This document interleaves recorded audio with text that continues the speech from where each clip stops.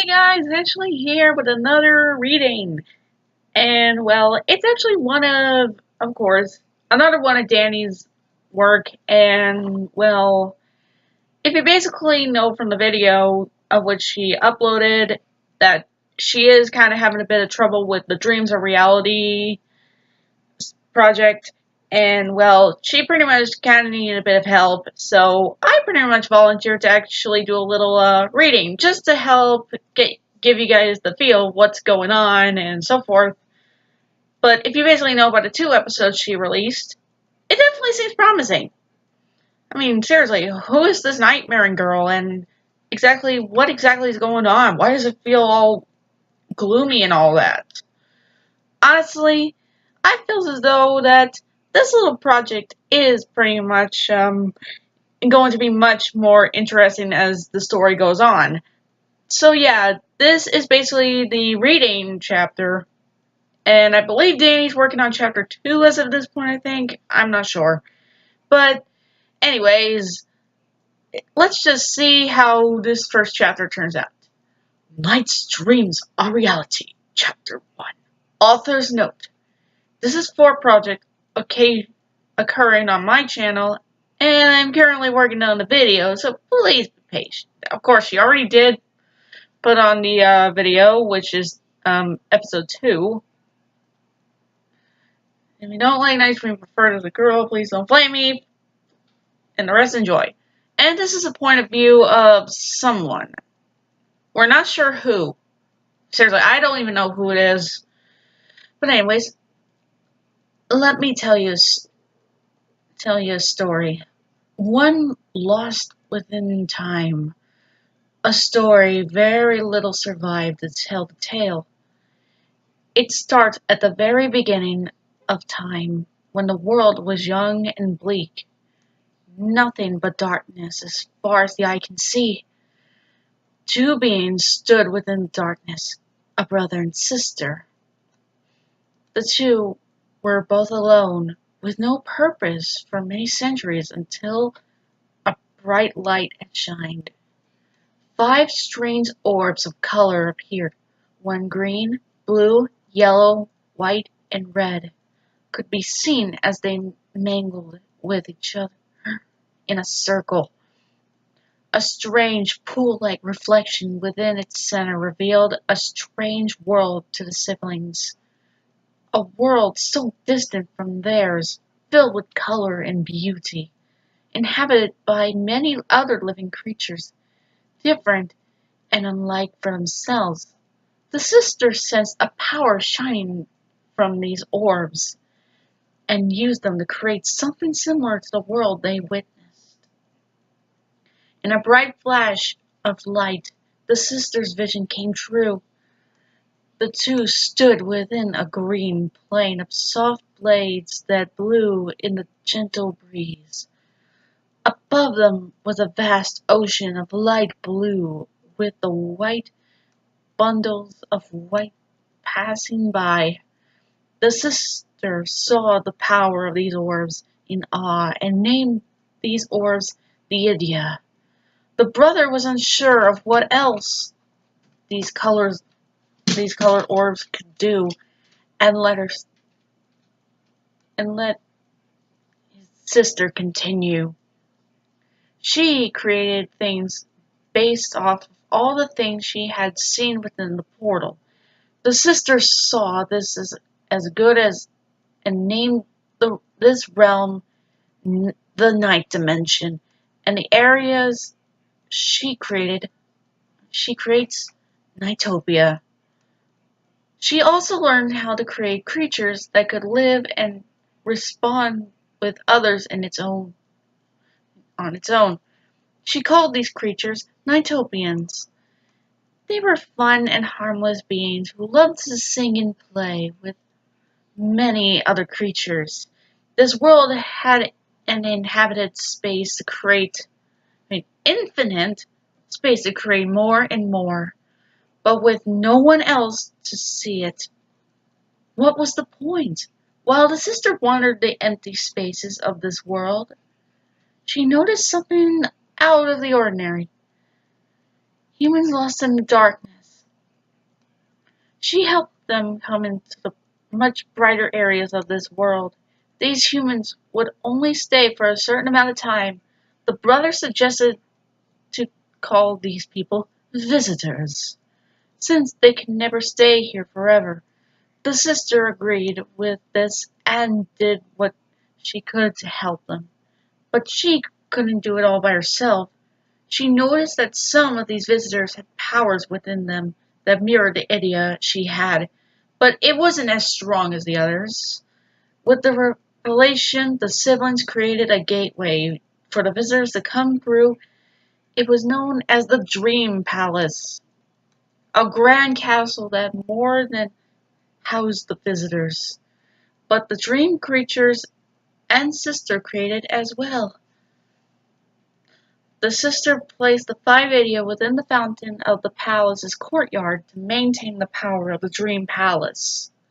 The sister always would be talking to the visitors, learning about their world with these ideas in mind.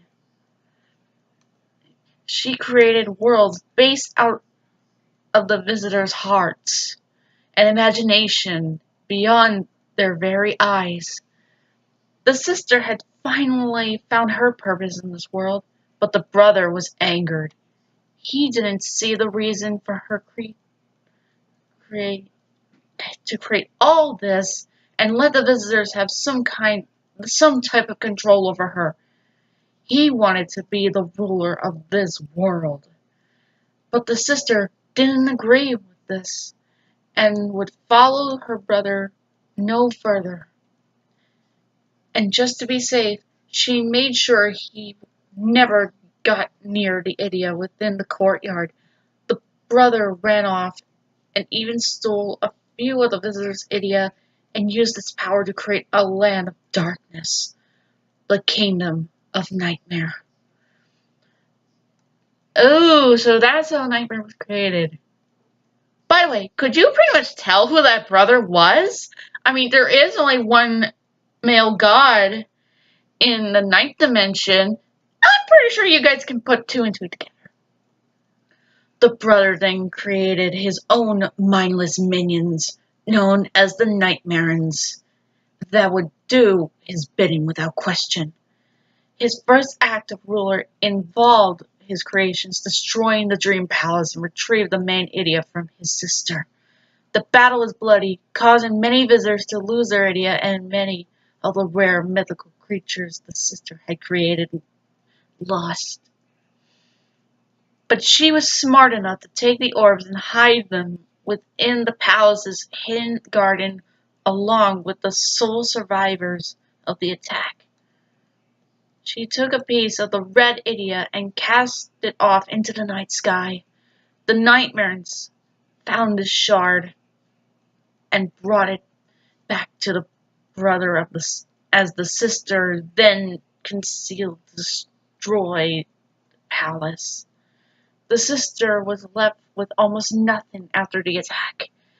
In order to continue running this world, she created the Dream Gate, a smaller area that would serve the purpose that the Dream Palace had. She was never heard from or seen ever after the attack. When the shard was presented to the brother, he assumed that his sister had shattered the idiot and scattered it across the thousands of worlds in Nightopia. Sounds exactly like the Master Emerald, doesn't it? Seriously, that sounds like the Master Emerald. Smooth move there, Danny. Smooth move. He didn't care too much since he had one of the shards in his hands. With that, he started to form the ultimate Nightmare, who would overpower anything his sister could throw at him. Wait, that sounds a little bit like, Kirim? Or something like that? Or maybe Mewtwo? I don't know. You name it. But he didn't have any knowledge of the idiot and was hoping for a good result. During the process, the Nightmare split into 2 separate beings. These 2 were known as Knights and Reala. The The two were the most powerful nightmares ever to be created, and both serve the master willingly. So that's how they have free will. After some time, Knights didn't see the purpose in trying to hunt for Idia or destroy NiGHTS. She wanted to find herself somewhere outside of Nightmare. Knights left their duties behind and started to see another perspective through the eyes of the visitors. She decided to more than just do her own thing, but to defend the world of NiGHTS with everything she had. Her master was truly upset at this and sent out all his nightmares to hunt her down. But with the help of several special visitors, I'm guessing she's meaning about the main four that you basically play as in both games. She prevailed and rescued NiGHTS from disaster. The brother was enraged at this and had her old partner, Riella, take care of her. He had failed many times until he found the perfect method in bringing her back. He found Knights and ambushed her with all the power Riella was given by his master. Okay, if this was actually an actual thing in the game, then that would actually have a much more series going on. Heck, if we actually had a Knights comic that actually continued, we would have actually had a bit more of a serious story going on. But nope, Ken Benders. Just why? Anyways, Knights was successfully captured and brought back to Nightmare with no complications. I don't even know how to spell that. I don't even know how to say that. After many years of searching and chasing. Oh, don't worry. The story isn't over yet. This is where my story begins. After years of battling Knights and the visitors, the brother had noticed that his forces had greatly diminished. He decided to allow a certain law to pass for a year's time. Any higher rank Nightmare was allowed one child to raise per single parent or group as up to as long as their name and birth date was placed on a specific paper that would acknowledge them as a legal born child. So basically, kidnapping and vile paperwork. Seriously.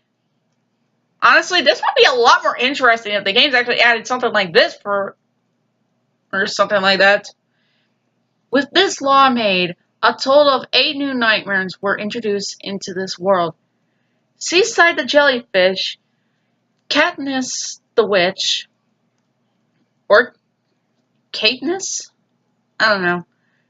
Dawn, Princess Bella Beauty, or BB for short, not Balloon Boy. Gilda the Dragon, Hera the Hellhound, and Spada the Mantle.